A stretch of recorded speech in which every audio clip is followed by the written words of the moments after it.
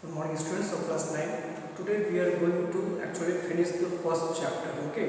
And the topics that we are going to discuss actually the features of constitution, rights and duties, then directive principles, then secular state and the blend of rigidity and flexibility.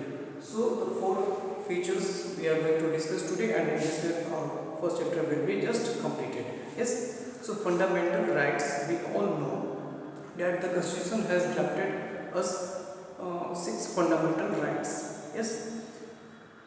Which are the fundamental rights you will be knowing, because we all know that you have raised in class 9. Yes.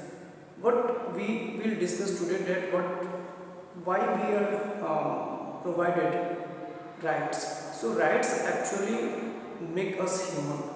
Without rights we are not human, we can be treated as animals. Yes. Rights gives us just opportunity to progress in any field. Yes, we can say that for our all-round development the rights are essential to lead a dignified life. Yes. So dignity, respect, every just human beings wants. Yeah. Yes. And rights gives dignity and respect to everyone. Okay, it saves us from exploitation and for just survival, we can say, with dignity. Yes. For, and if we are alive, we only if we have right we can just say here. Yes. So that's why every citizens are just provided right, because it also give equality to different kind of people. Okay. So these are the features, one of the feature of our Indian constitution, that every citizen are just provided rights. Yes. And we all know that the fundamental rights are justicable. Yes. Justicable means that if suppose anyone is trying to just play with our rights, so we can go to the court to protect our right. Yes. And by 42nd amendment 1976, article 51A, which just also gives the fundamental duties. So apart from rights, we are also bound, we are also supposed to follow some duties. Yes. So fundamental duties were added in our constitution by 42nd amendment 1976 from article 50 in article 51A. Yes. So rights and duties go hand in hand. Okay. We just don't ask for rights unless we are not fulfilling our duties. Okay. So we first we are supposed to perform our duties, and then we are supposed to ask for our rights. Okay. Without the lack of one, the other cannot be provided, I think so. So rights and duties go hand in hand, and several 10 not 10, actually 11 fundamental duties are there in our constitution. Yes. And that every citizen of India must have to follow. Okay. Next thing, and it is included in part 4 of the constitution. So part 4, there are 22 parts. So part 4 deals with the fundamental duties. Yes. And the next thing is directive principle of a state policy. Directive principle of a state policy, we all know that certain things, principles, guidelines are given to the governments while making policies. Okay. And making laws. Yes. Just to establish a welfare state. A welfare state is one where all kind of people are just being provided proper care, proper treatment. The opportunities should be provided to everyone. Okay. No one should be left like orphanage, old as people nowadays they are treated badly.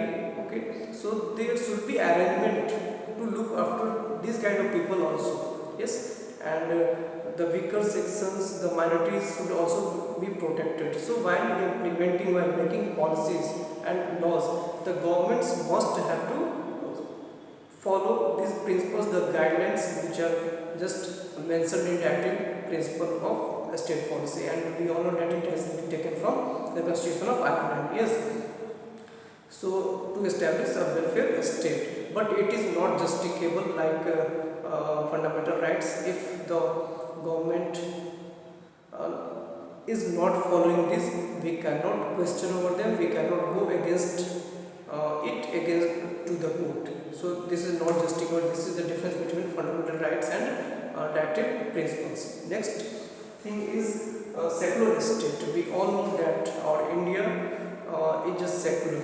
Okay, so socialist and secular, these two terms we have added by 42nd Amendment 1976. So we all know that our country has many religions, and the background of our country, okay, that the communal rights took place, which ultimately led to the division of the country. So from our history, the constitution makers just learned a lesson, and they thought that to stop any kind of further communal rights in India, they have to just adopt the feature of, we can say, the secularism that gives equality, that gives respect to every religion. Yes, we all know India is a land of diversity, so diverse religion exists here, different religious community group live here. So to just bring fraternity among them, to just to maintain peace, unity and integration of the country, we can say we have adopted secular state. Yes, so secularism means equality of all religion, respect of to all religion. Yes, so this was secular state. Next, blend of rigidity and flexibility. Blend of rigidity and flexibility, it means that our constitution is both rigid and as well as flexible.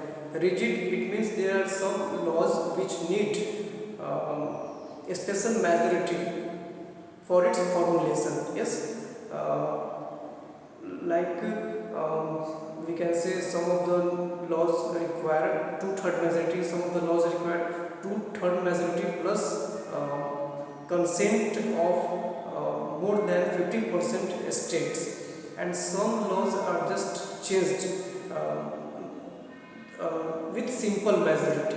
Okay, so by just if we want to make changes in the constitution, we can change, because there is just provision of simple majority we can change.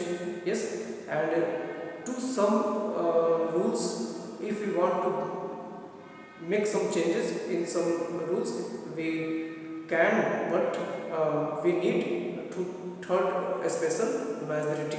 Yes, so we can say that our constitution is both the blend of rigidity and flexibility. It is not like that once the laws have been written, it cannot be changed. Yes, so to make it update to the need of the situation circumstances, we have to change the laws, the existing laws. Yes, because in the present, if we are supposed to make some changes in the previous rules and laws, because of the demands of the present situation, we can. Okay, and by simple majority, by a special majority, we can make some changes. Yes, so there is provision. It is not like that once they have written, it cannot be changed. So it is not dead. It is a living document, we can say. That's why due to the amendment of provision that is made in the constitution, our constitution is a living document. It is not a dead document. And side by side, we have also understood that we can say our Indian constitution is both the blend of rigidity and flexibility. Yes. The next thing is that the last thing we are going to discuss, that our Indian constitution has given us reservation to the backward classes. Okay, we all know that there are some community in our group which were denied privilege from the earlier times. They were not, they did not get education, they did not had wealth, have wealth at that time. Yes, so they were just backward. They were not equal like the upper classes. So to make them equality, to give them equality, yes, to bring equality actually in the society, we have provided them reservation. Yes, so if all community will be equal politically, socially and economically, then only we can say that there is true equality in our country. Yes, so that's why reservation is being provided to the weaker sections, to women, to minorities, to other backward classes. They deserve, because they were denied from the earlier times. Yes, some of the people just raise question over reservation. So that is not true. To bring equality in all the respects, we need to give them reservation. Yes, so they were suppose the people, the children of upper classes, they got education. Yes, they had privilege, so they got education, and at the same time the poor people, they work in the field, in the garages, in the chimneys. Yes, and how they would compete with you, and yes, so they need reservation. And if we are just comparing us with them, we should be same on us. Yes, so that's why I think the reservation is good. Okay, they must need it, but how long, it is the matter of concern, and it should be decided by the political bodies, that until the equality does not come, we cannot stop them. Yes, so we have just concluded in this way all the features of our Indian constitution. Yes, and by this we can say, incorporating all these features, the aim, the objective, the vision of our making constitution is to just give a balanced constitution in the world. Yes, and to provide each and everything for every people. And actually constitution is the mutual agreement upon the rules. We have all have agreed that okay, these are the things which actually bring peace and harmony, progress in the society. So that's why we have made constitution. Yes, so mutual agreement, it is actually the rules upon which we all agree. Yes, and time to time we just make changes, and we all do these changes through the parliament, we can say. So thus we have completed, and we have just understood the importance of constitution. Thank you. Have a nice day.